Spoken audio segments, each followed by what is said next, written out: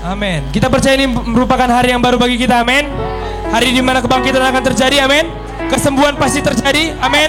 Sebab tadi imam berkata bahwa kita mengizinkan sorga mengintervensi kita. Itu sebabnya Bapak Ibu mari buka hati kita. Amin. Bahwa ibadah ini, pertemuan hari Minggu ini bukan pertemuan yang biasa. Bukan seperti minggu-minggu sebelumnya, tetapi ada syair rohani yang lebih tinggi lagi. Amin. Itu sebabnya mari siapkan hati kita Bapak Ibu. Jangan sampai Tuhan melewatkan kita. Amin. Mari nanti dia. Amin. Mari terima kebenarannya, firman yang membangun kita. Dan mari sembah dia, puji dia dengan kekuatan yang penuh. Amin. Sebab dia yang layak ditinggikan. Seminggu kita bekerja saudara di domain. Dan hari ini kita mengkhususkan diri untuk Tuhan. Hanya berbicara bahwa dialah yang terpenting. Amin. Dia yang utama. Kita membuat segala sesuatu untuk hanya kebenarannya kita terima. Amin. Mari berikan kebenaran bagi Allah. Semua siap memuji Tuhan. Yes. Katakan haleluya.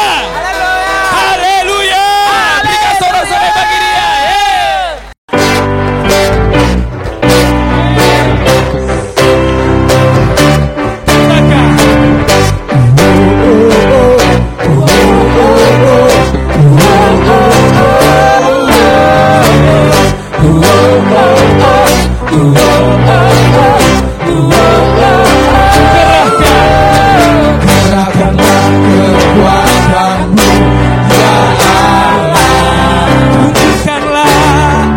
Tunjukkanlah kuasa-Mu ya Tuhan. Serahkanlah seluruh, selamatkanlah umat-Mu. Allah dahsyat di tempat beristirahat.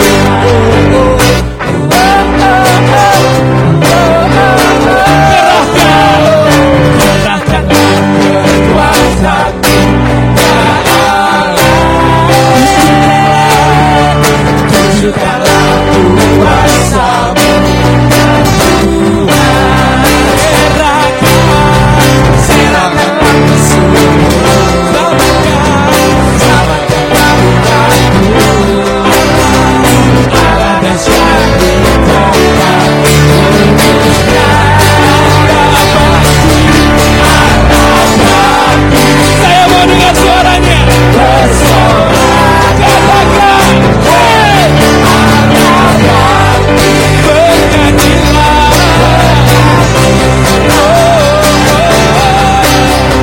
musuh dikalahkan, umat yang bebaskan. Allah dahsyat di tempat kudusnya. Allah bangkit,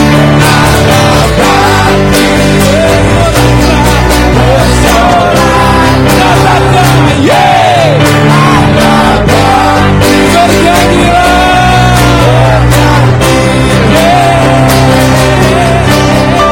musuh dikalahkan,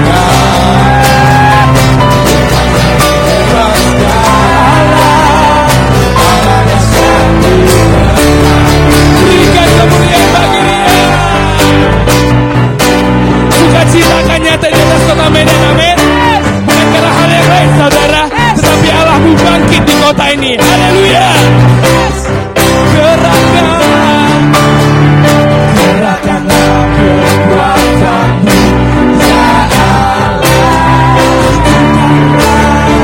Tunjukkanlah kuasa-Mu ya Tuhan. Serahkanlah keseluruhan, selamatkanlah umat-Mu. Allah dahsyat di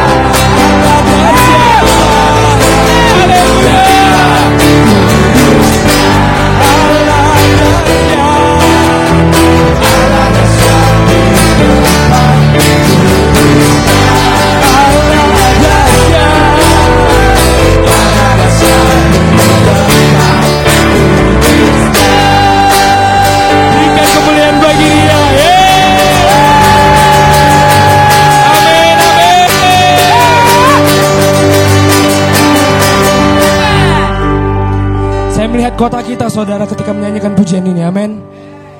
Kenapa orang bersorak, kenapa orang berteriak, saudara? Tanda kebebasan terjadi, amin. Dan itu hanya karena firman, tiada yang lain, saudara. Itu sebabnya kita mendeklarasikan tadi dengan semangat bahwa Allah akan bangkit, amin. Kebenarannya akan ditegakkan di atas kota Medan, amin. Bapak, kami bersyukur untuk hari ini, Tuhan. Kami tahu firman-Mu, Tuhan, membawa kami semakin naik lagi, Tuhan, ke dalam posisi rohani yang lebih tinggi dari sebelumnya, ya Bapak. Sebab kami bergerak karena tujuan-Mu, Tuhan. Kami bergerak karena tujuan-Mu, ya Allah. Kami rindu melihat kota kami, Tuhan, memuji menyembah nama-Mu, memanggil nama Engkau, Yesus Allah Bapa, yang berkuasa di bumi dan di sorga. Engkau akan memerintah, Tuhan, di atas kota dan bangsa ini. Sebab hati kami, Tuhan, terarah kepada agenda-Mu, ya Bapa, untuk bagaimana keselamatan terjadi di atas kota dan bangsa ini. Sekali lagi, Tuhan, keselamatan terjadi di atas kota dan bangsa ini.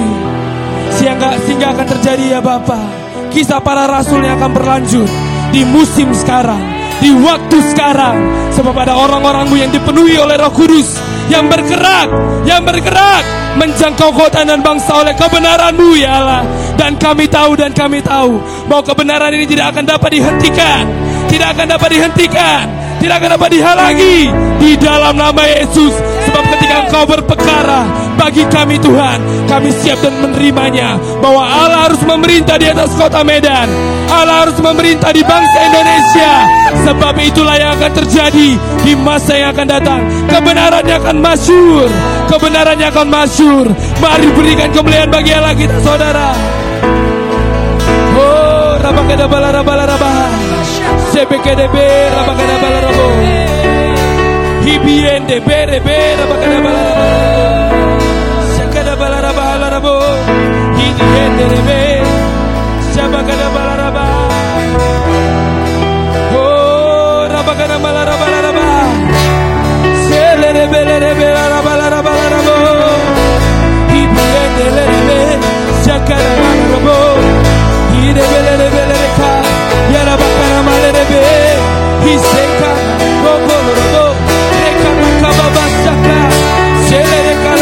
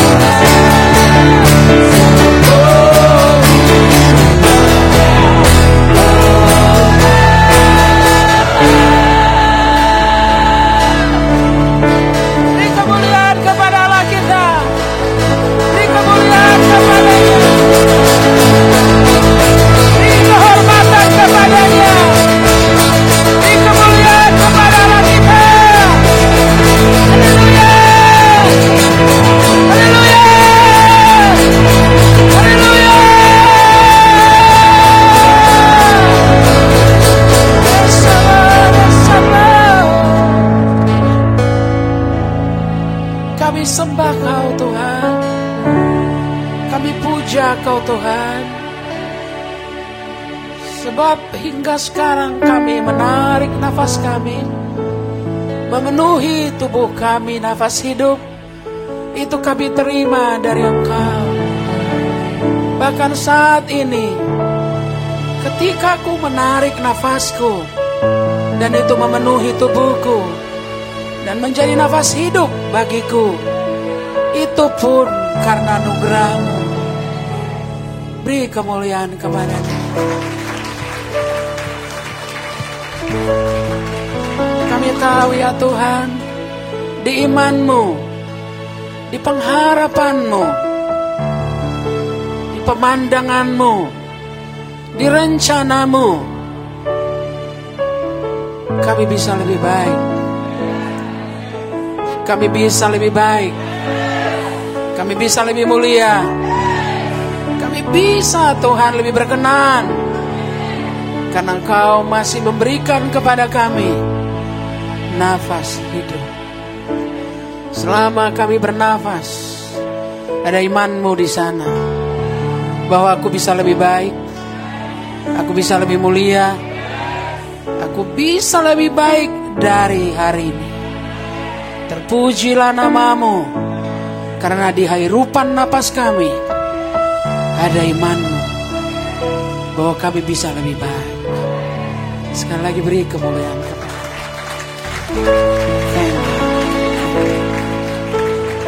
Kita percaya bersama-sama katakan amin. Haleluya. Beri kemuliaan kepada Tuhan. Mungkin saja umat-Mu tidak memegang ini, tidak memegang alat musik, tapi ketika mereka berteriak kepadamu, maka saudara-saudaranya akan diberkati oleh respon dari seorang Bartimeus di tengah-tengah kita. Itu tandanya kau sudah jadi berkat. Doa saya adalah, asal engkau dimuliakan Tuhan, pakai siapa saja, termasuk para usher ketika senyum saudara. Sebab setiap kita punya part, punya bagian, menyumbang alam roh di tengah-tengah kita, asal namanya ditinggikan. Sebabnya para penyanyi kita akan mempersembahkan pujian. Kita terus digerakkan Tuhan bahwa penginjilan dan doa syafaat adalah satu paket. Never forget that. Jangan pernah lupakan itu. Dan mereka akan bernyanyi, Bapa kami yang di sorga, dikuduskanlah nama-Mu. Dan itu doa kita semua, amen. Mereka akan memberkati kita, amen.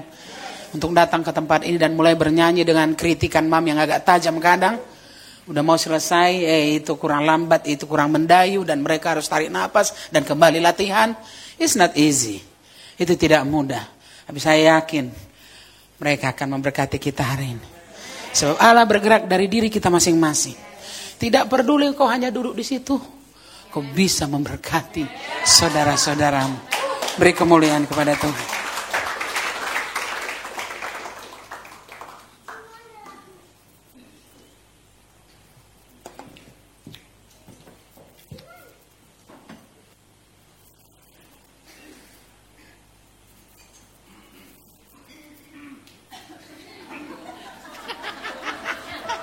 Cek sound mereka ya. Beri tepuk tangan saudara.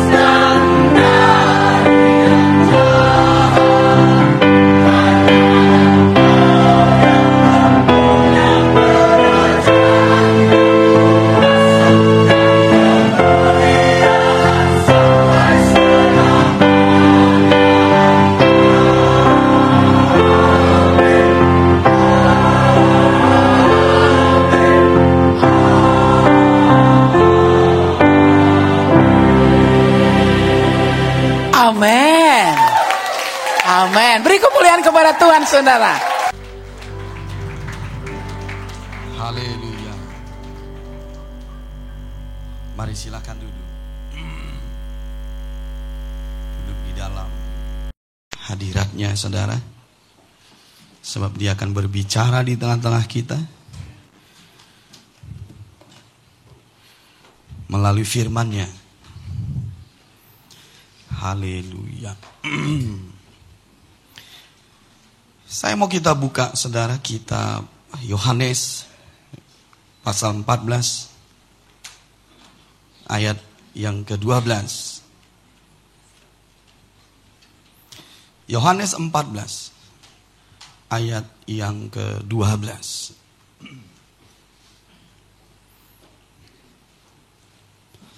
Aku berkata kepadamu, sesungguhnya barang siapa percaya kepadaku, ia akan melakukan juga pekerjaan-pekerjaan yang aku lakukan, bahkan pekerjaan-pekerjaan yang lebih besar daripada itu, sebab aku pergi kepada Bapa. Kalau kita perhatikan kalimat pertama, di situ ada kata yang indah. Disebutkan, barang siapa percaya kepadaku, ia melakukan. Saya ulangi dari kalimat tadi. Semua ada di ayat tadi, saudara. Barang siapa percaya kepadaku, siapapun kita yang percaya di ruangan ini pada Yesus, ia melakukan. Orang yang percaya melakukan, saudara. Yakobus berkata, iman tanpa perbuatan mati. Jadi kalau kita percaya pada Yesus, kita melakukan. Jadi percaya itu, saudara, aktif, bukan pasif. Melakukan. Kalau kita perhatikan lagi kata-kata selanjutnya, melakukan apa? Di situ disebut melakukan pekerjaan yang aku lakukan. Bisa melihat semua itu ada di situ. Barang siapa percaya kepadaku, siapapun kita yang percaya di ruangan ini, melakukan apa yang dilakukan Yesus. Itu bukti kalau kita percaya kepadanya. Pertanyaan muncul lagi, apa pekerjaan Yesus? Supaya aku melakukan pekerjaan yang sama. Karena itulah bukti aku percaya. Paham maksud saya? Saya menemukan dari 3 ayat, kita akan memahami apa yang dikerjakan Yesus. Dan itu juga yang kita kerjakan. Karena kita percaya. Paham maksud saya? Yang pertama, kita buka di kitab Yohanes. Maaf, bukan kitab Yohanes, tapi di kitab Lukas pasal 13. Ini yang dikerjakan Yesus. Ayat 32. Jawab Yesus kepada mereka, pergilah dan katakanlah kepada si serigala itu, aku mengusir setan dan menyembuhkan orang pada hari ini dan besok. Dan pada hari yang ketiga, aku akan selesai. Bicara kata selesai berarti bicara pekerjaan. Kalau kita perhatikan di sini, Yesus datang untuk mengusir setan dan menyembuhkan orang. Bisa paham maksud saya? Bisa mengerti? Di ayat yang lain, mari kita lihat lagi di Kisah Para Rasul. Kisah Para Rasul pasal yang ke-10 ayat 38. Yaitu tentang Yesus dari Nazaret. Bagaimana Allah mengurapi dia dengan Roh Kudus dan kuat kuasa. Dia yang berjalan berkeliling sambil berbuat baik dan menyembuhkan semua orang yang dikuasai iblis, sebab Allah menyertai dia. Saudara perhatikan di sini. Dia datang untuk berbuat baik. Dia datang untuk menyembuhkan dan dia datang untuk mengusir setan. Saudara lihat di situ. Inilah pekerjaan Yesus. Paham maksud saya? Dan kalau kita lihat lagi di ayat yang lain, kita menemukan yang berikutnya. Matius pasal yang ke-11, ayat yang kedua. Di dalam penjara, Yohanes mendengar tentang pekerjaan Kristus. Lalu menyuruh murid-muridnya bertanya kepadanya, "Engkaukah yang akan datang itu? Atau haruskah kami menantikan orang lain?" Yesus menjawab mereka, "Pergilah dan katakanlah kepada Yohanes, apa yang kamu dengar dan kamu lihat." Apa itu rupanya? Ayat yang kelima. Orang buta melihat, orang lumpuh berjalan, orang kusta menjadi tahir, orang tuli mendengar, orang mati dibangkitkan, dan kepada orang miskin diberitakan kabar baik. Dan berbahagialah orang yang tidak menjadi kecewa dan menolak aku. Dari 3 ayat yang berbeda ini, mari kita simpulkan apa pekerjaan Yesus. Dan pekerjaan inilah yang kita kerjakan juga, karena kita percaya kepadanya. Jadi bukti kita percaya kepada Yesus adalah kita melakukan apa yang Dia lakukan. Apa rupanya yang Dia lakukan? Dia datang untuk berbuat baik. Dia datang untuk menyembuhkan orang. Yang buta melihat.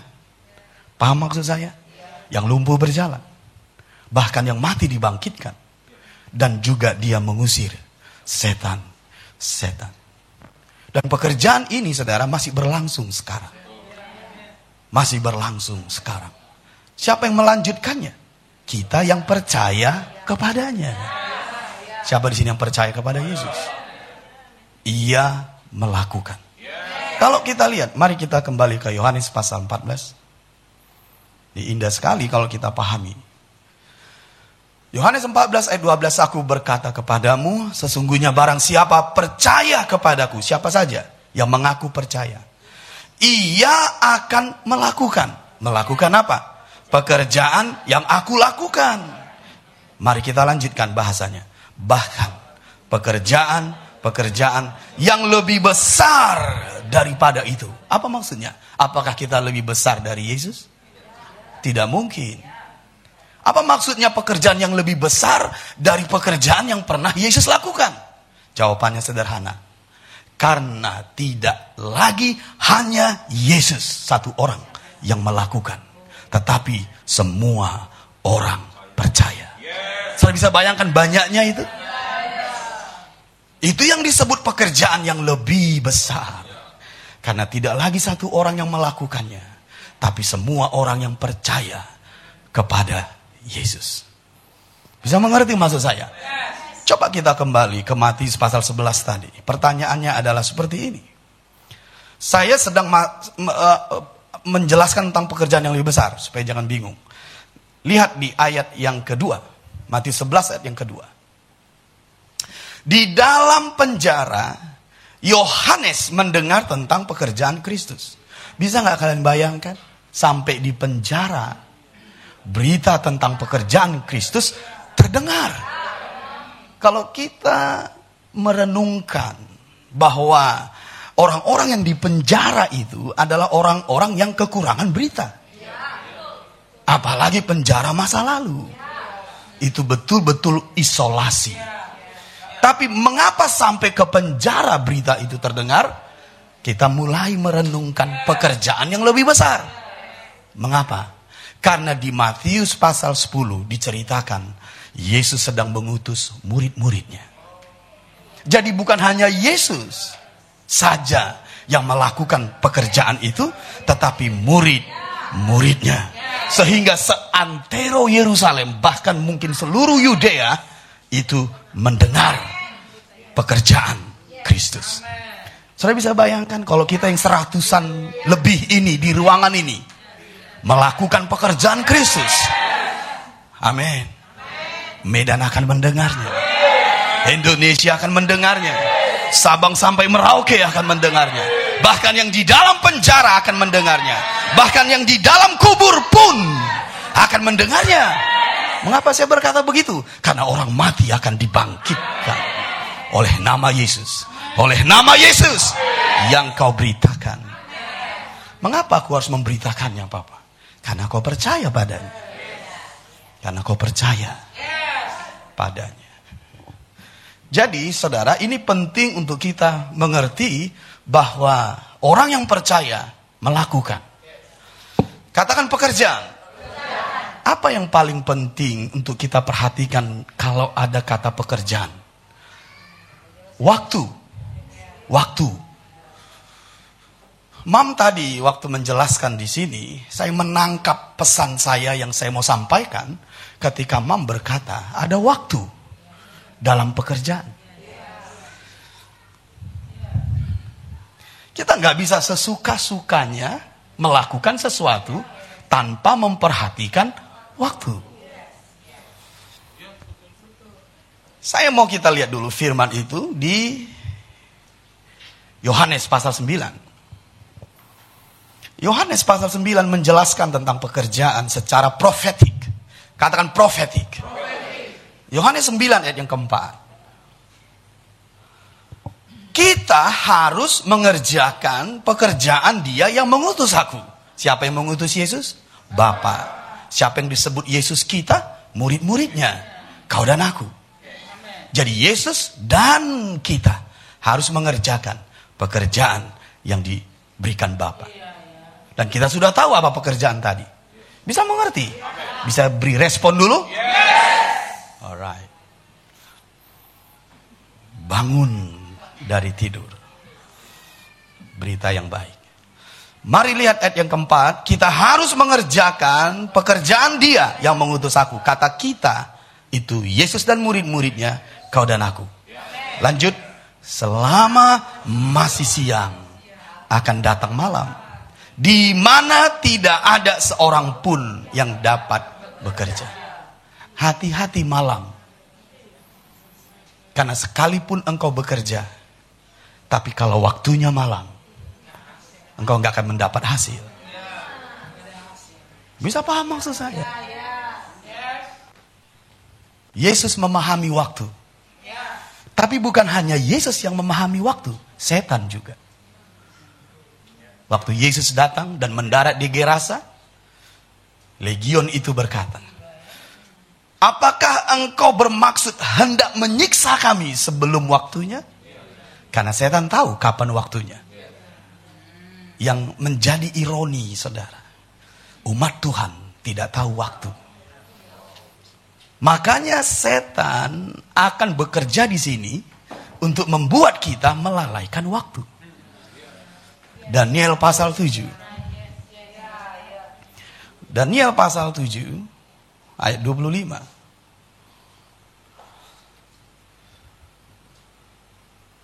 Ia akan mengucapkan perkataan yang menentang yang maha tinggi.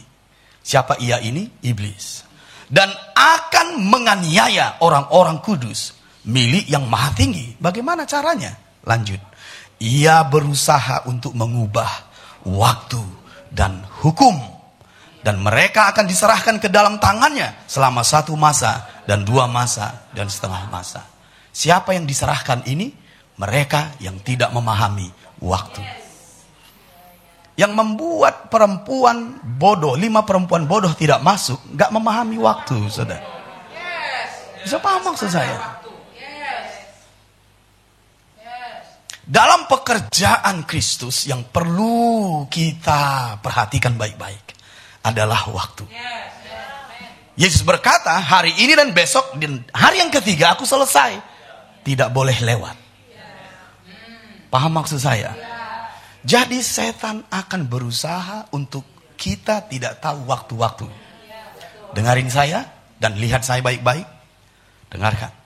Kalau setan tidak bisa menghentikanmu, dia akan cukup puas untuk memperlambatmu.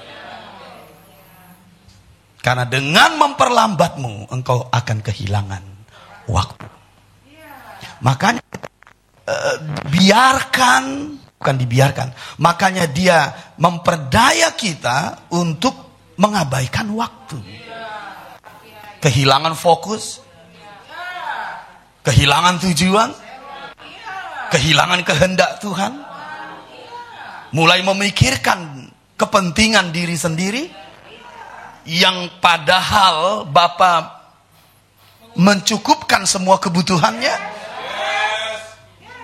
tapi dia memikirkan pekerjaan Bapa dalam dirinya, dan sebagai akibatnya kita kehilangan waktu. Dan kalau kehilangan waktu, stres datang, tekanan datang, konflik datang, kekacauan datang. Dan beginilah cara iblis tadi menganiaya umat Tuhan. Karena hanya di jalan Tuhan engkau mengalami kedamaian, kenyamanan, ketenangan, sukacita, dan berdaya guna. Hanya di jalan Tuhan. Tapi saat kita mulai teralihkan fokus, mengerjakan pekerjaan yang tidak disuruhkan, kita akan kehilangan waktu. Maka muncullah banyak problem. Dan begitulah cara iblis dan musuh kita untuk menekan kita. Coba kembali ke Daniel pasal 7. Dalam pekerjaan yang perlu kita perhatikan adalah waktu. Daniel 7:25. Ia akan mengucapkan perkataan yang menentang yang maha tinggi. Dan akan menganiaya orang-orang kudus. Bagaimana caranya musuh ini menganiaya kita? Mengirimkan stres pada kita. Menekan, memperbudak, membelenggu. Dan menuntun kita kepada kehendaknya. Mungkin dia tidak mula-mula menawarkanmu dosa, tapi mulai mengalihkan fokus, mulai memikirkan yang tidak seharusnya kita pikirkan. Akibatnya kita berlambat-lambat, bisa paham? Sehingga kita kehilangan waktu dan musim Tuhan. Bisa mengerti? Perlu untuk kita perhatikan, saudara, instruksi supaya kita bisa tahu musim. Kalau tidak, kita bisa kehilangan. Saudara, mungkin ini sedikit agak kurang tajam contohnya, tapi mungkin kita bisa renungkan. Yaitu istri Lot. Istri Lot. Malaikat itu jelas berkata, jangan lihat ke belakang. Engkau harus fokus maju ke depan. Di depan sudah tersedia keselamatanmu. Tapi jika engkau memperlambat lajumu atau kau melihat ke belakang, engkau akan berhenti dan dia menjadi tiang garam. Saudara, tiang garam itu bicara tentang kegerakan yang berhenti. Namanya monumen, bukan movement, tapi monumen. Saudara, mengapa kita bisa berhenti dan mundur ke belakang? Karena kita tidak menangkap instruksi tentang saat dan musim dan waktu. Bisa paham? Bisakah kita mengerti di sini? Nah, mari kita lanjutkan di Yohanes pasal 9 tadi. Dia akan berusaha untuk menganiaya kita dengan mengubah waktu dan musim. Daniel pasal yang ke-9. Bisa sejauh ini mengikuti saya? Bukan Daniel pasal 9, Yohanes pasal 9. Ya, Yohanes pasal 9. Ayat yang keempat tadi. Kita harus mengerjakan pekerjaan dia yang mengutus aku selama masih siang, akan datang malam, di mana tidak ada seorang pun yang dapat bekerja. Jadi kalau kita bekerja, melakukan pekerjaan, engkau harus tahu waktu. Bisa mengerti? Mari kita lihat Yohanes pasal 4. Yohanes pasal 4 ayat 35. Yohanes pasal 4 ayat 35. Bukankah kamu mengatakan 4 bulan lagi tibalah musim menuai? Tetapi aku berkata kepadamu, lihatlah sekelilingmu dan pandanglah ladang-ladang yang sudah menguning dan matang untuk dituai. Bisa nggak kalian bayangkan kalau mereka menunggu 4 bulan lagi?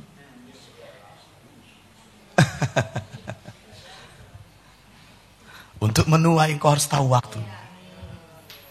Yesus berkata bukan 4 bulan lagi. Bisa paham? Kalau kau tunggu 4 bulan lagi, tuaian ini bisa busuk. Engkau harus tahu waktu Tuhan secara profetik. Mungkin mata lahiriah kita melihat 4 bulan lagi. Menurut kalender manusia. Tapi mata Tuhan berkata, sekarang waktunya. Kalau kau tunggu, kau kehilangan waktu. Tuayan ini bisa busuk. Bukan 4 bulan lagi. Tapi sekarang. Biarlah mata kita terbuka. Saat kita hidup sekarang.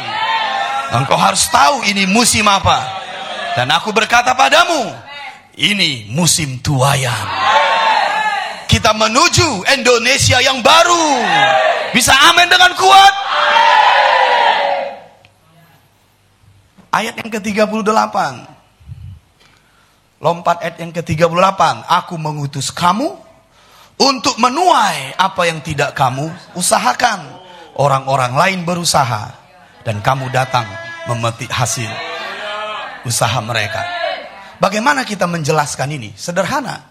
Karena perintah yang diterima mereka dari Yesus sudah menguning. Berarti mereka tidak perlu menabur. Bisa paham maksud saya? Perintah Yesus kepada mereka jelas. Sudah menguning. Berarti mereka tinggal menuai. Karena ada orang-orang sebelumnya. Dia sudah menabur. Dia sudah menyiram. Dan itulah para pendahulu kita. Nenek moyang kita. Yang menabur dengan air mata. Bekerja membajak. Menyirami. Untuk engkau. Di generasi terakhir. Menuai. Haleluya. Yesus sudah mati di kayu salib. Untuk menebus segala bangsa. Dan engkau tinggal pergi. Menuai.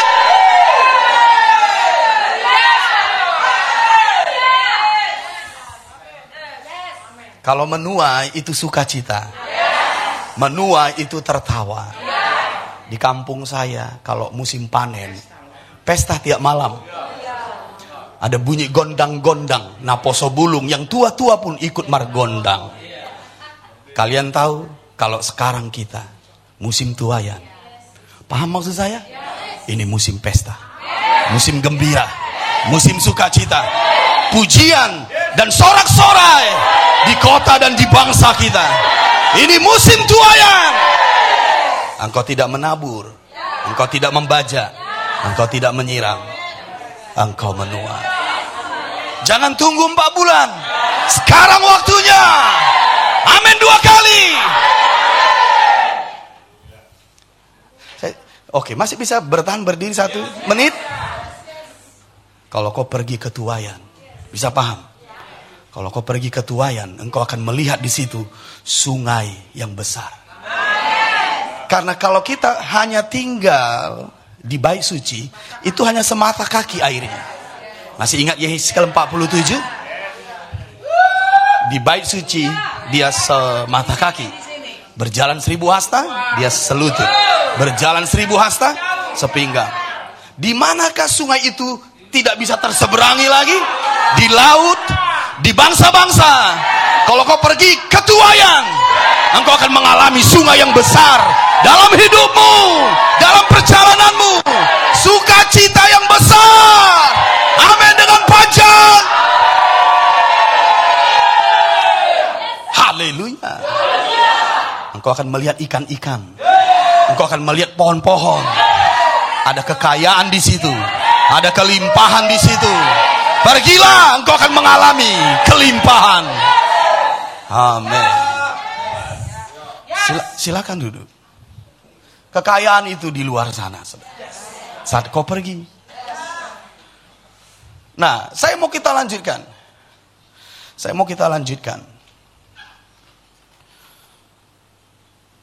Mengenai waktu ini.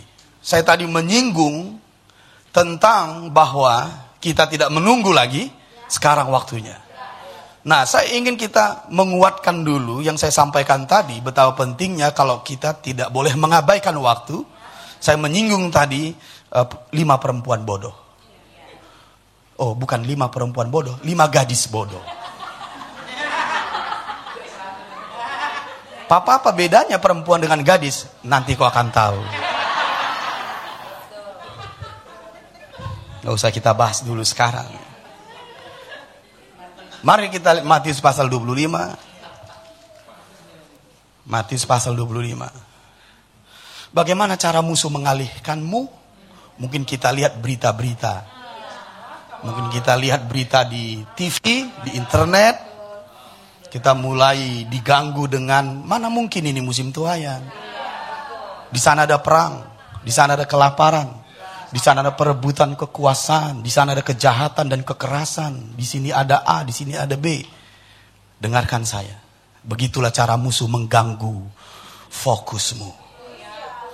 Dengarkan, kita diutus dari sorga. Perintahmu datang dari sorga, bukan dari dunia ini. Informasi yang harus kau pegang dari sorga, bukan dari dunia. Katakan kanan kiri, hati-hati mendengar berita, melihat berita, karena musuh dapat mengganggu fokusmu dari berita-berita.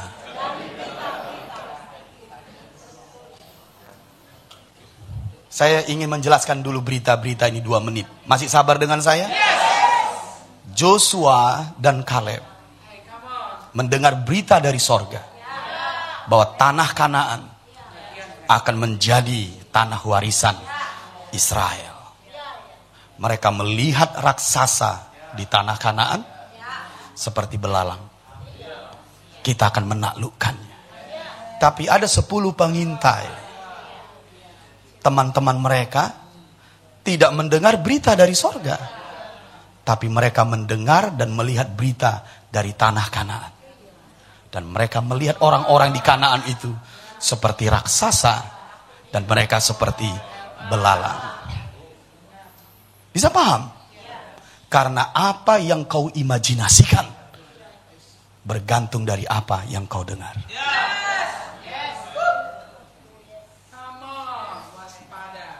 Jadi kalau kita ingin melihat musuh seperti belalang, kau harus mendengar berita dari sorga. Tapi kalau engkau mendengar berita dari dunia ini, engkau akan melihat belalang seperti raksasa. Dan apa akibatnya? Engkau tidak masuk ke tanah warisanmu. Tuhan berkata kepada Musa, aku tidak berkenan kepada sebagian besar orang yang kau tuntun ini, tapi Joshua dan Kaleb akan masuk.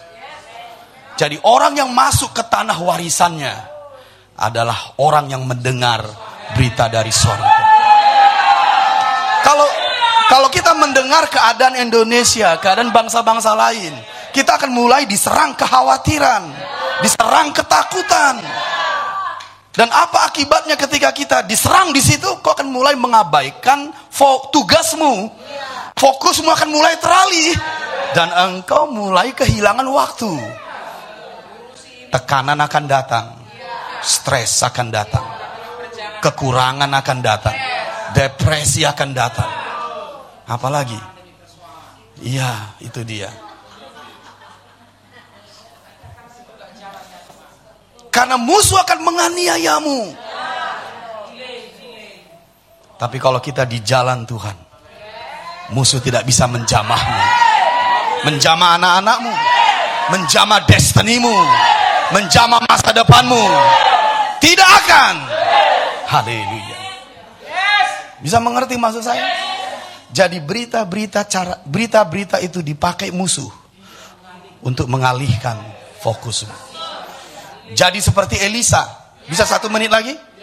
Karena saya sedikit bergeser sedikit khotbah saya tentang berita-berita. Thank you, Bang. Nah, makanya di depan harus bisa mengikuti untuk membantu saya loh. Maklum udah tua ya, jadi harus banyak yang membantu untuk mengingat. Apalagi kena COVID ini mudah harabakada bahan deh. Bisa saya lanjutkan? 1 menit tadi kisah tentang apa tadi? Iya, Elisa. Elisa punya desire, punya kerinduan. Dan kerinduan itu tetap membara di dalam batinnya 14 tahun.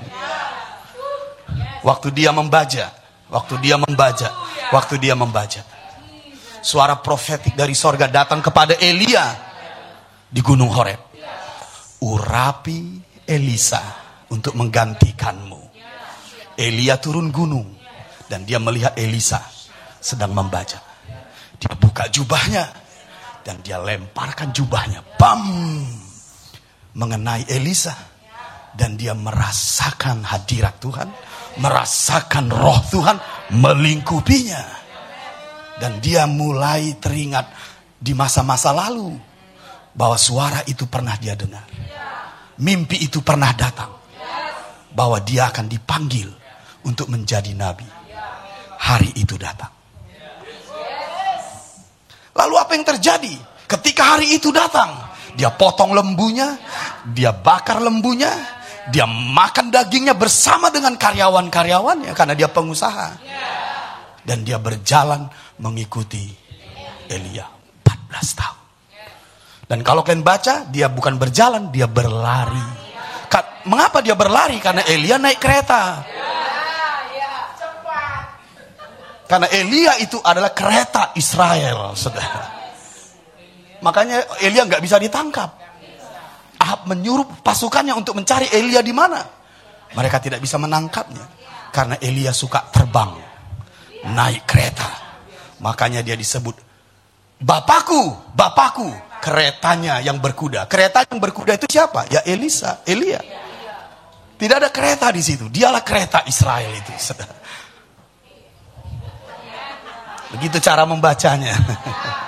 Jangan lihat Elia naik kereta, lalu ada kuda, lalu ada api-api. Baca. Bapakku, keretanya yang berkuda. Baca coba. Dialah the chariot of Israel. Makanya kalau kau mau mengikuti Elisa kau harus berlari. Kalau kau berjalan, kau akan ketinggalan. Pertanyaan, mengapa Elisa bisa berlari?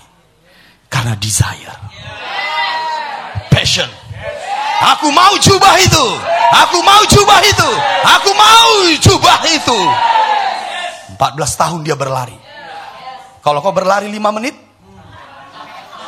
bagaimana 1 jam?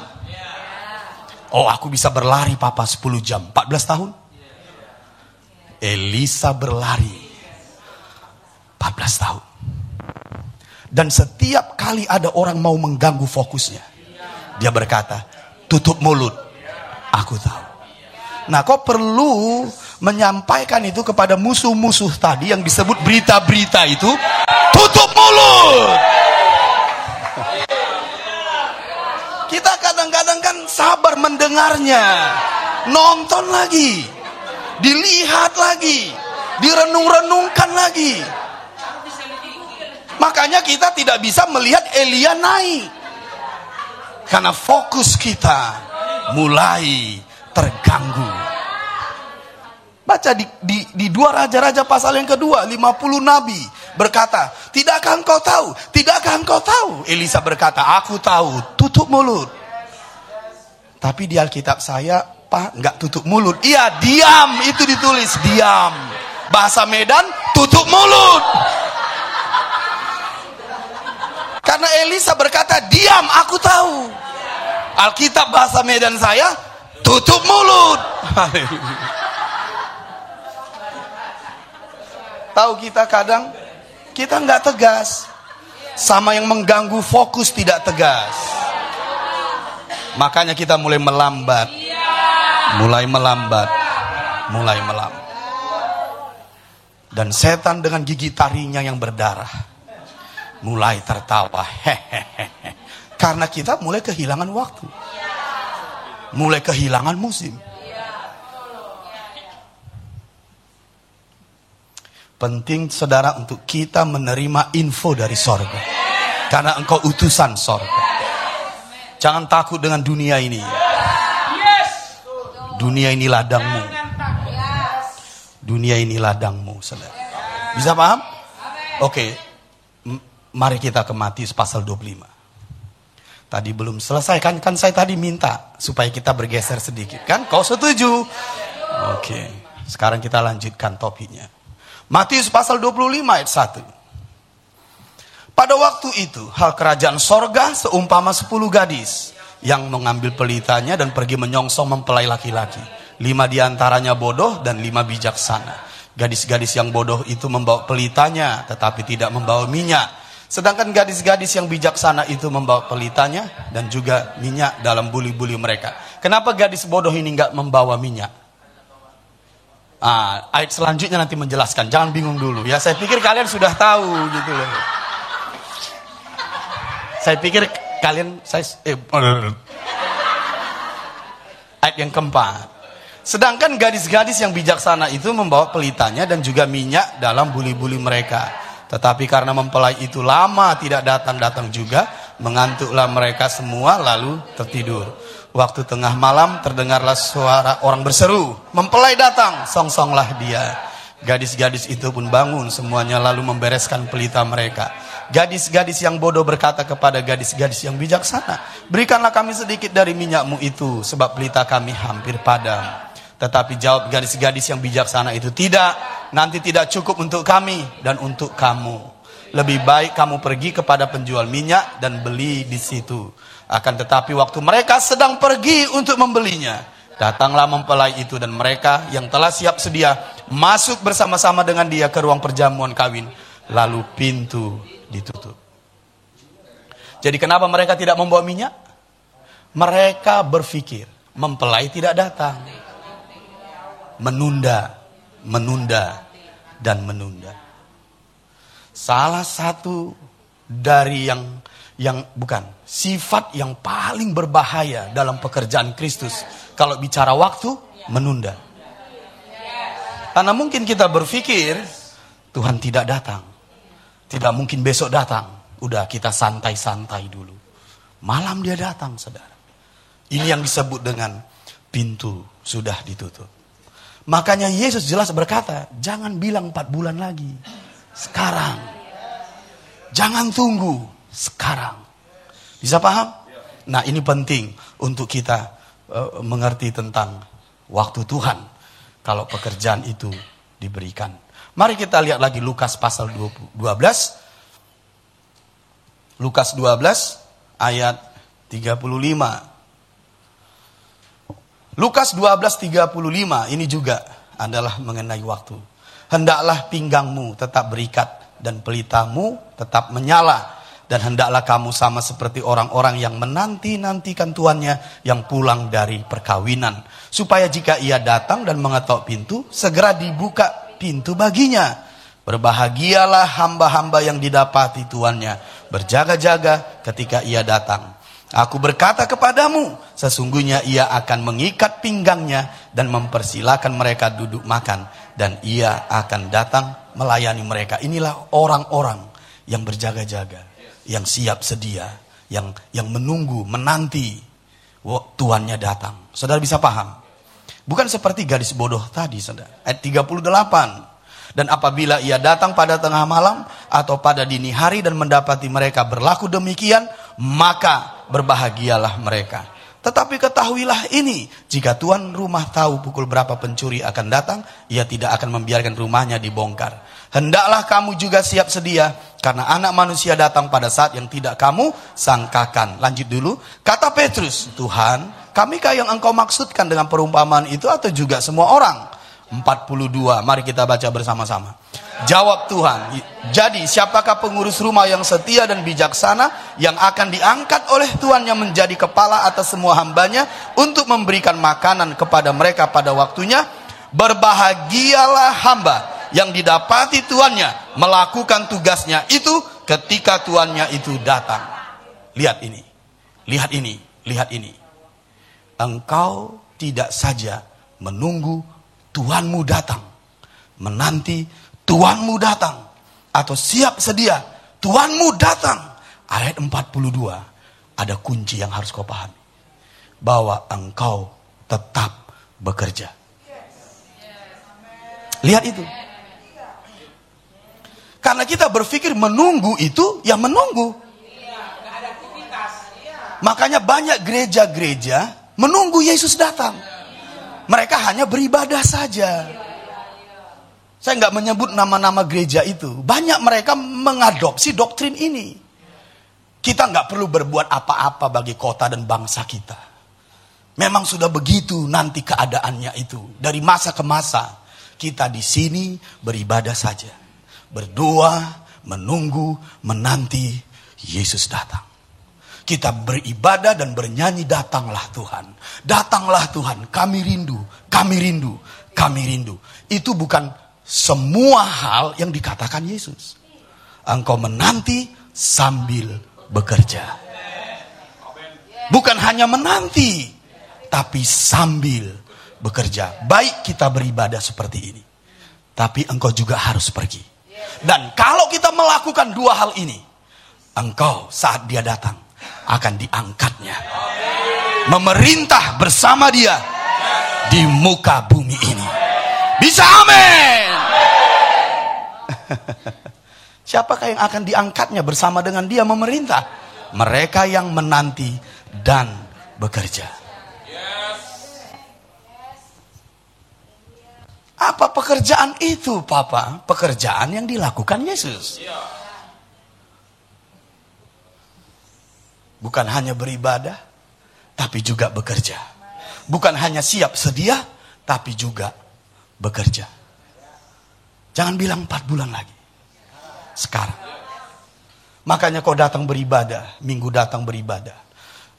Sabtu kita doa, kelompok internalisasi, apapun itu. Kita menyembah Tuhan, kita menunggu dia, menanti dia, menyembah, memuji.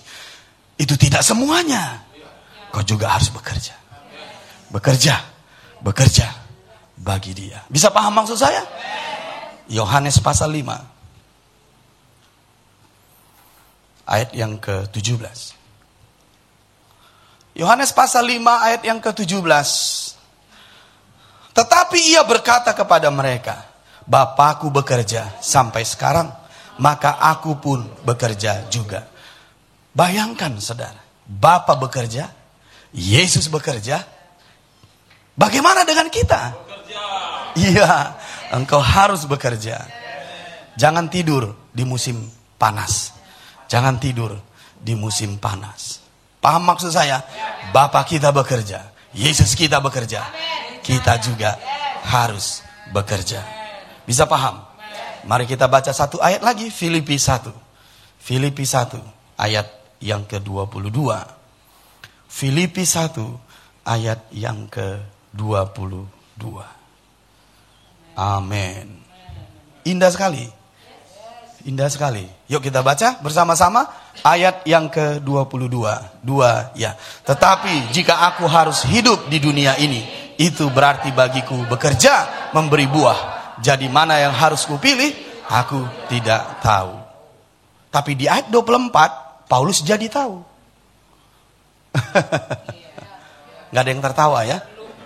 Oke. Karena Paulus itu cepat tahu, saudara.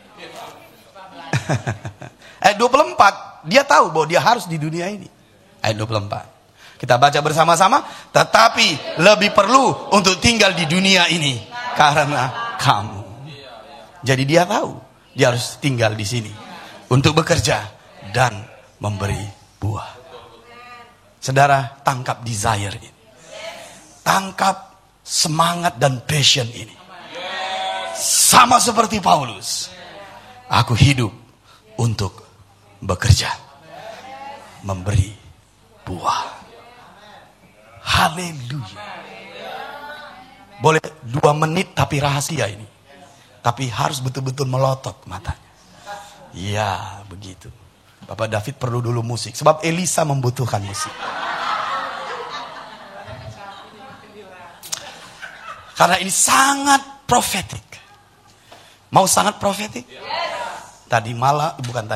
Semalam waktu doa di sini, kami mendapati wahyu yang segar dari sorga. Sahabat itu meminta roti untuk sahabatnya yang lain. Dan saya menyebut roti itu adalah Kristus. Karena dia adalah roti hidup. Karena itulah yang dibutuhkan oleh sahabatmu di luar sana.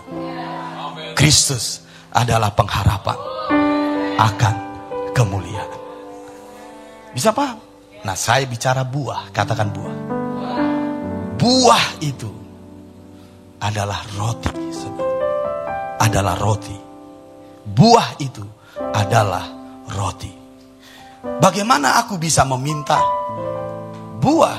Yohanes 15 berkata, mintalah kepada Bapa supaya engkau berbuah. Bisa paham maksud saya?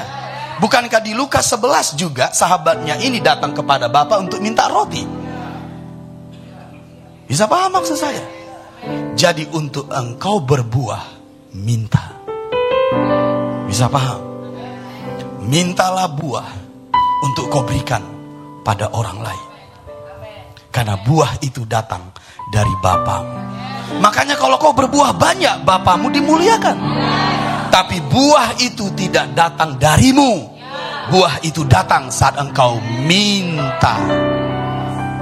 Makanya orang-orang yang pergi memberitakan Injil akan juga kuat berdoa.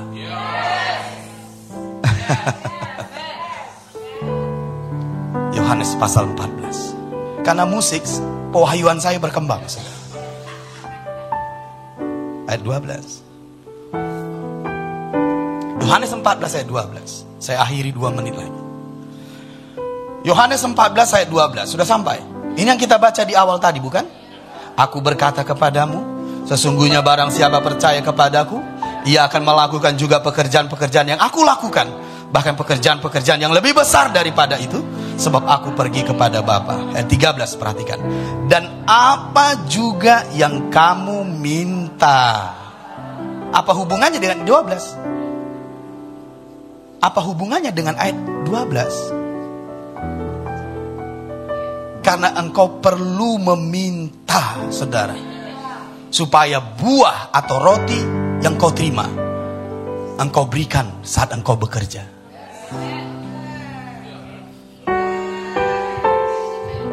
Karena pekerjaanmu memberitakan Injil. Bagaimana kau menyembuhkan orang? Engkau perlu kuasa. Bagaimana engkau berkata kepada yang lumpuh untuk berjalan? Engkau perlu kuasa. Dengarin saya baik-baik. Ingat orang lumpuh di gerbang Bait Allah di Kisah pasal yang ketiga. Petrus berkata seperti ini. Apa yang kupunya, itu yang kuberikan kepadamu. Karena aku gak bisa memberi kalau aku tidak punya. Dalam nama Yesus dari Nazaret, bangkitlah dan berjalanlah. Karena dia memiliki nama itu. Engkau tidak bisa memberi kalau kau tidak punya. Yang rahasianya di sini, yang kau punya itu tidak kau usahakan. Yang kau punya itu harus kau minta.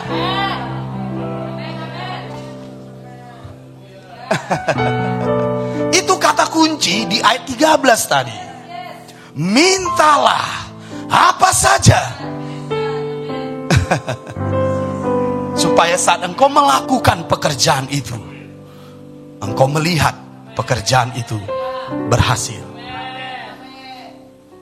Ini rahasia untuk kita efektif melakukan pekerjaan Tuhan, yaitu berdoa dan berdoa dan berdoa. Apa yang dibutuhkan sahabatnya? Roti. Maka sahabatnya ini pergi ke rumah sahabatnya yang lain dan meminta. Dia meminta, dia mencari, dia mengetok untuk roti. Dan roti itu kebutuhan lahiriah. Karena Yesus berkata, akulah roti hidup. Jadi untuk kita mendapatkan roti hidup bagi dunia ini, engkau harus meminta. Makanya doa dan Injil satu paket. That's the secret. Kalau kita pergi dan tidak meminta, itu tidak komplit. Pergilah, mintalah. Supaya apa? Yang kau minta diberikan kepadamu.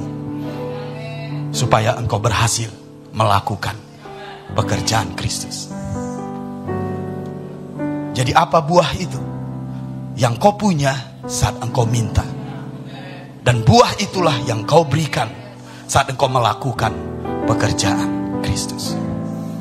Mungkin kau melihat orang-orang di luar sana, sesuatu yang perlu kau berikan, makanya kau bersyafaat kepada Bapa. Tuhan, beri aku ini, beri aku itu. Aku melihat Tuhan kotaku, aku melihat Tuhan keluargaku, aku melihat Tuhan sekitarku, aku melihat Tuhan domainku. Beri aku ini, beri aku ini, beri aku ini, supaya aku berikan kepada mereka. Itu maksudnya. Dan Yesus berkata, apapun yang kau minta, Bapa akan memberikan. Itu rahasia yang harus kau pegang. Ada amin? Bisa paham? Katakan amin dulu. Kita akhiri dengan ayat tadi, ayat 13. Dan apa juga yang kamu minta dalam namaku. Ini tidak bicara kebutuhanmu berarti. Ini lebih besar dari itu. Ini untuk kotamu, ini untuk sahabatmu, ini untuk keluargamu, agar mereka menikmati roti hidup, yaitu Kristus. Untuk disembuhkan, untuk dipulihkan, untuk dibebaskan. Katakan amin, amin. Lanjut. Aku akan melakukannya. Maaf, ayat yang ke-13, sorry. Dan apa juga yang kamu minta dalam namaku, aku akan melakukannya, supaya Bapa dipermuliakan di dalam Anak. 14 dengan kuat kita baca, 2 ya. Jika kamu meminta sesuatu kepadaku dalam namaku.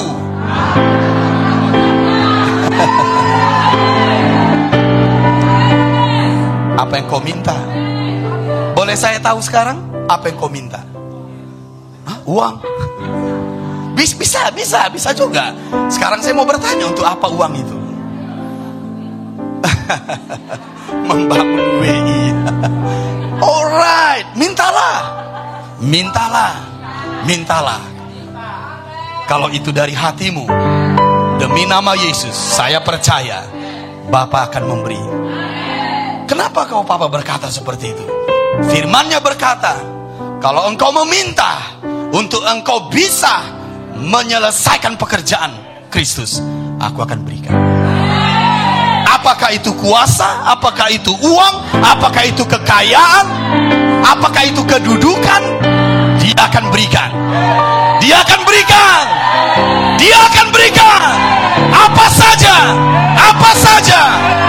saja untuk kotamu, untuk bangsamu, untuk keluargamu, untuk domainmu, untuk orang banyak, untuk Indonesia.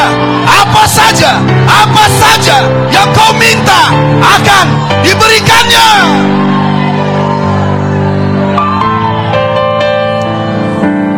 Saya punya cerita. Ada seorang jemaat dalam satu gereja. Dia melihat jemaat ini terserak-serak di satu tempat, jauh-jauh.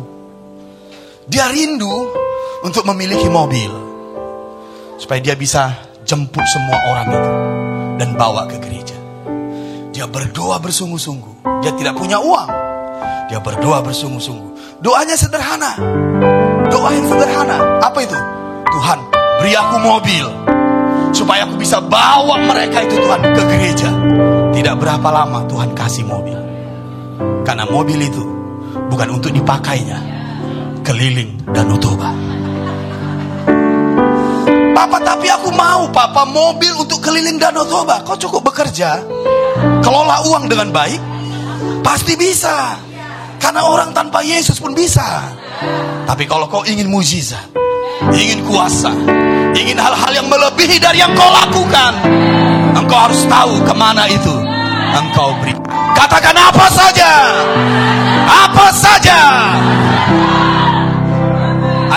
Ada seorang hamba Tuhan, pelayanannya semakin berkembang dari satu bangsa ke bangsa lain. Suatu saat ketika pelayanan itu makin banyak, dia harus bergantung kepada jadwal pesawat terbang pergi. Karena bergantung dengan jadwal pesawat terbang, dia sering telat. Dia sering meng-cancel pertemuan-pertemuan di bangsa-bangsa lain. Suatu saat dia berdoa, Tuhan beri aku pesawat terbang. Coba kalau kita memikirkan pendek, wah hamba Tuhan matre. Please, jangan menghakimi dulu. Hamba Tuhan itu harus sederhana. Hamba Tuhan itu harus gak punya uang. Masalahnya kau harus ngerti tujuannya. Lalu dia bilang, Tuhan, aku mau pesawat terbang. Tuhan beri pesawat terbang. Sehingga kemanapun dia pergi, kemanapun dia diundang untuk memberkati bangsa-bangsa, dia tidak terhalang lagi. Aku mau bertanya padamu, apa yang kau perlukan? Mintalah, maka Bapa akan memberikan. Haleluya! Wow, wow, wow, wow! Are you ready? Kata pekerjaan yang lebih besar. Minta, minta, minta. Angkat tangan ke surga. Haleluya, haleluya. Kami berdiri di hadapan-Mu karena kami bersaksi bersama dengan Roh-Mu di dalam kami. Bersaksi bersama-sama. Tuhan, kami mau mengerjakan pekerjaan yang Kau lakukan bagi keluarga kami, kota kami, teman-teman kami, untuk Indonesia yang baru. Kami ingin meminta Tuhan sesuatu padamu agar kami bisa melakukan pekerjaan ini dengan baik dan berbuah 30, 60 dan 100 kali. Dan sekarang umat Tuhan, dengarkan ini. Mari deal dengan Tuhan sekarang. Engkau yang berdiri sekarang di ruangan ini, karena engkau orang percaya.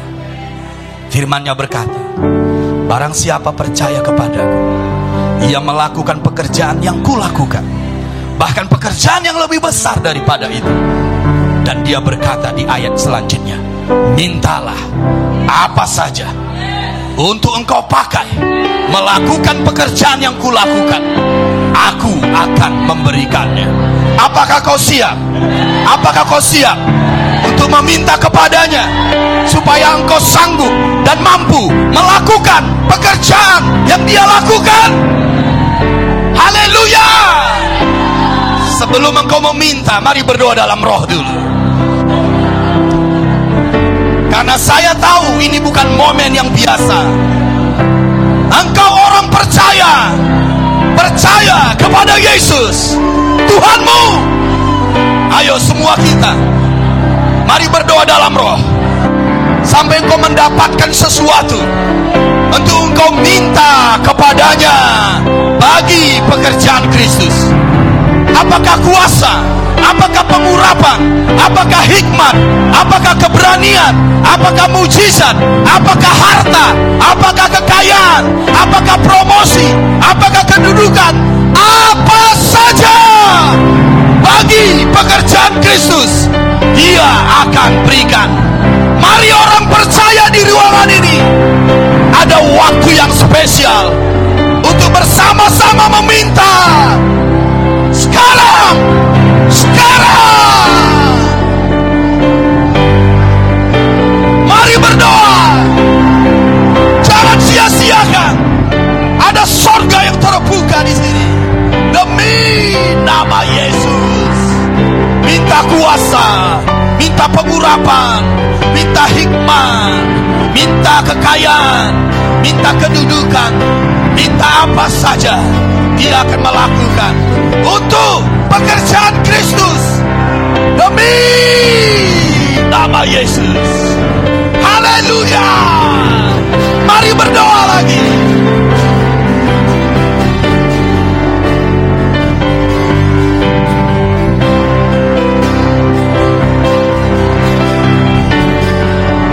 Dia akan membuatmu efektif, Dia akan membuatmu produktif, Dia akan membuatmu berbuah 100 kali.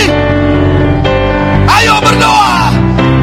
Minta, minta, minta.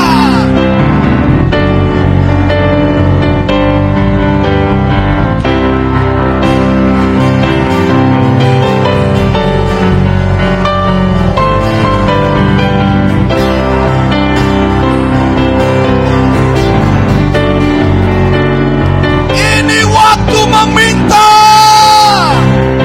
Ayo semua kita yang percaya,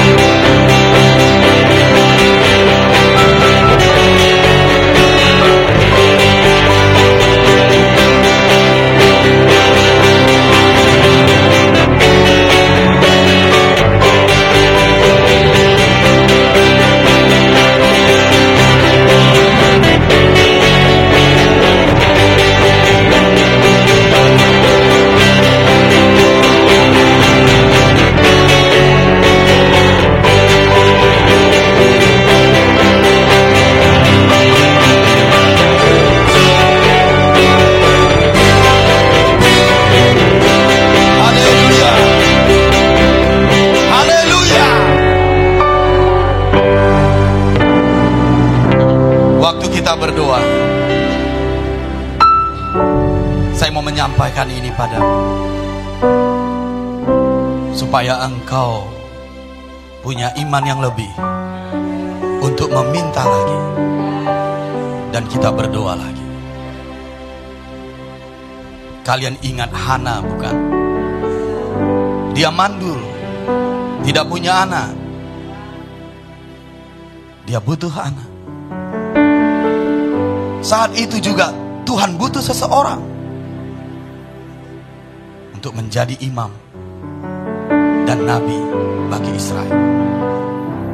Hana butuh seseorang, seorang bayi, tapi dia mandul. Tuhan butuh seseorang untuk Israel.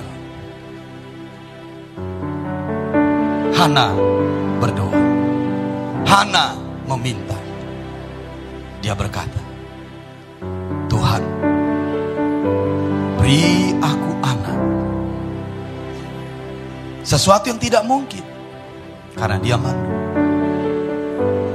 Supaya anak ini kuberikan padamu. Tahun depan dia melahirkan, saudara. Kalau kau meminta untuk pekerjaan Tuhan, tidak ada yang mustahil. Tuhan akan berikan. Tuhan akan berikan. Asal engkau tahu kerinduan Tuhan atas hidup. Jangan takut, anak-anakku. Percayalah kepada Tuhan. Mintalah kepada, supaya engkau berbuah banyak. Berbuah banyak. Dan melakukan pekerjaan Kristus. Jangan takut. Yesus berkata, aku akan melakukan. Beranilah, berimanlah, percayalah. Memang itu untuk kemuliaan Bapa. Lihatlah Indonesia, lihatlah kotamu, lihatlah keluargamu, lihatlah orang-orang di sekitarmu, lihatlah tuayan ini. Mereka menunggumu, mereka menantimu. Dan Tuhan berkata, mintalah apa saja yang kau kehendaki, aku akan melakukannya. 2-3 menit lagi, dengan iman yang lebih ini, mintalah sekarang, berdoalah. Yesus berkata, aku akan melakukan. Angkat tangan tinggi-tinggi. Ya begitu. Dengan iman yang baru, dengan iman yang seperti ini, beranilah dan mintalah sekarang demi nama Yesus. Semua kita mulai berdoa. Mulai berdoa. 2-3 menit lagi, seperti Hana berdoa demi nama Yesus. Haleluya.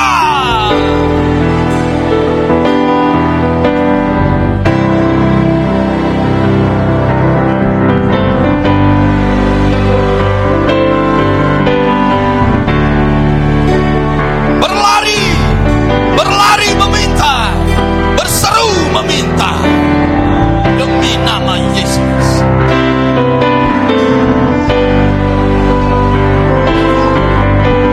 Mintalah, berserulah, berdoalah seperti Hana ini.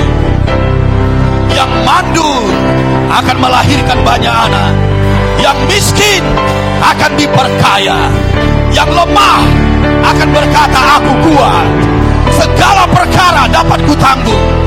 Aku akan berlari, aku akan mencapai destiny untuk Indonesia yang baru. Mari, mari berdoa.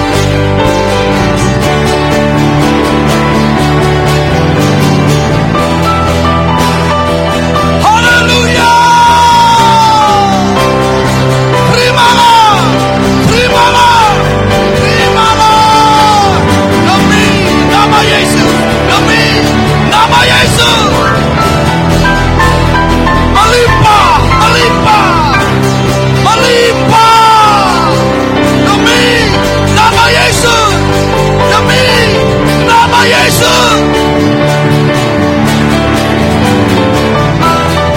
Haleluya. Haleluya. Haleluya. Melimpah, melimpah demi nama Yesus. Thank you Jesus. Thank you Jesus. Thank you Jesus. Engkau memperlengkapi kami sedemikian rupa, sedemikian rupa, supaya bangsa-bangsa melihat pekerjaanmu dinyatakan. Tuhan berfirman, aku memperlengkapi engkau, aku melengkapi engkau, aku menyertai engkau demi nama Yesus. Berikan tepuk tangan bagi dia.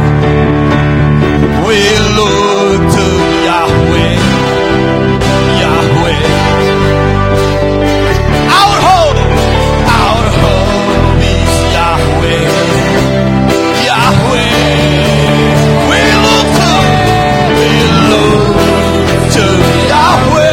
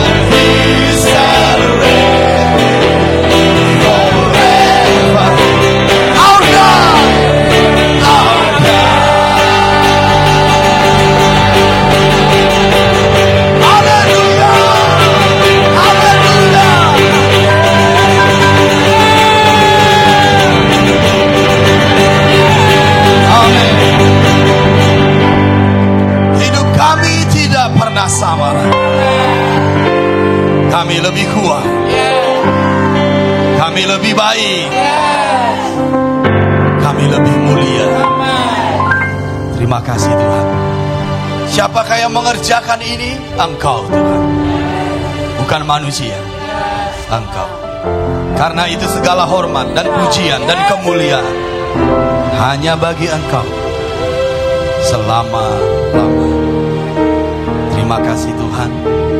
Terima kasih. Terpujilah namamu, terpujilah namamu. Demi nama Yesus kami berdoa, kami bersyukur. Kita yang percaya, kita yang diberkati, sama-sama berkata amin.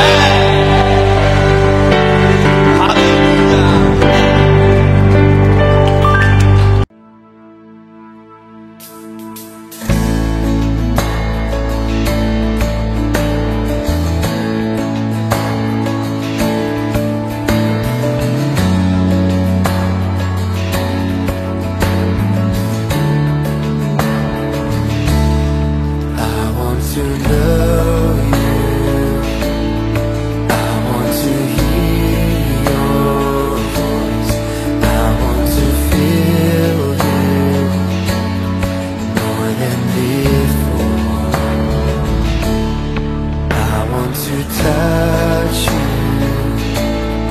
I want to see your face. I want you, Jesus, more than before. More of you, Jesus, I want more. More of you, my Lord. Take me deeper than I've been before. Take me further, God, I long for more. Take me higher than I've been before. Jesus, I want more. Jesus, I need more.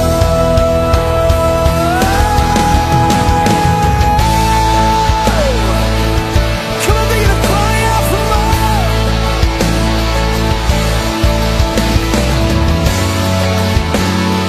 Longing for you, Lord. 'Cause I wanna know. I want to know you. I want to hear your voice. I want to feel you more than me. 'Cause I wanna touch you, Lord.